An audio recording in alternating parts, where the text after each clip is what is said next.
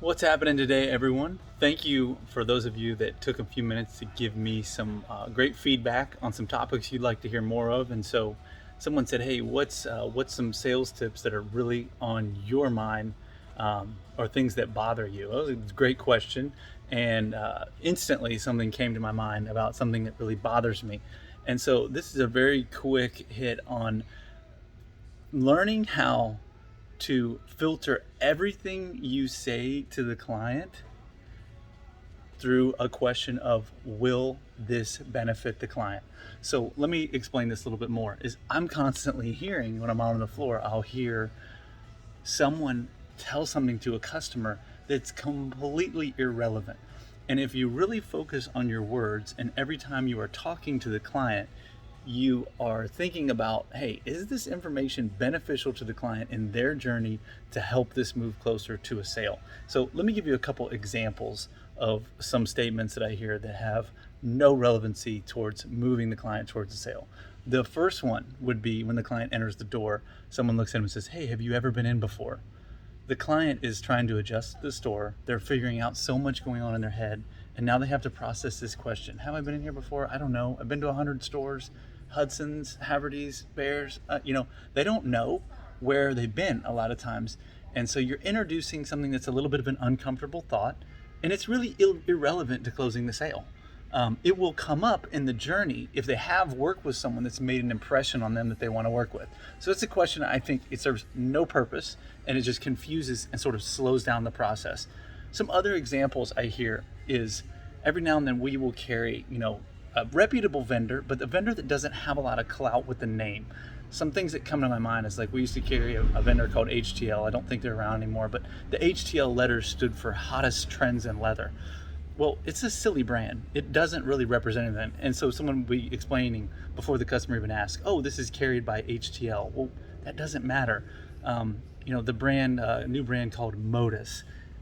It doesn't matter. A brand has no weight. Even Liberty is one that comes to my mind now. It has no real weight as a brand. It doesn't carry more weight than Hudson's brand with 40 years in Central Florida. So instead, rephrasing your statement to say, "Hey, this is one of Hudson's quality vendors. We have over 40 years experience in this. We only represent quality name brand vendors. Let me show you a couple features that make this a quality name brand, because I can tell that you're asking me that because you're interested in making sure this is a quality product," and sort of going down that road or perceiving them, what they're really asking behind that. Another one I'll hear all the time is someone will say, "Well, I worked with a person that's no longer with us," or they'll mention someone's name that's no longer with us, and then we'll turn around and say, "Oh, I'm sorry, that person is no longer with us."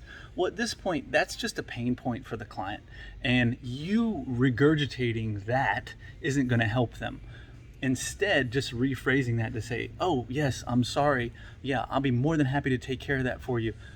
I'll be more than happy to take over as your point of contact here from Hudson's," and just helping them, set them at ease with that statement beforehand is going to serve your situation so much better than sort of having that moment of agreed misery between the two of you that really isn't helping move that sale or that relationship along any further. The last one maybe I would share, or the last couple, would be the acronym HRP. Oh, we start using that around customers. Well, that's confusing. It represents something that I don't know what HRP is. I don't want to figure out the vendor, but always referring to it as our replacement plan instead of that. And I know that these are habits that are hard to break, but I hear this all the time. Even using the word like, "Oh, you need to try out our dream machine" to a customer. Well, it's confusing. I mean, when you ask me if I didn't know so much about our business, a dream machine sounds pretty scary. It sounds like a machine you want to hook me up to. It sounds like it would take forever. It's not very enticing to me. So using my words like, "Hey, I can help you make a great decision by that with custom fitting you for a mattress." Oh, okay. So the words are different. They're all the words that we're using. We're learning how to turn on a filter for them that says, "Hey, do these words benefit my client and help me get closer to my end goal?"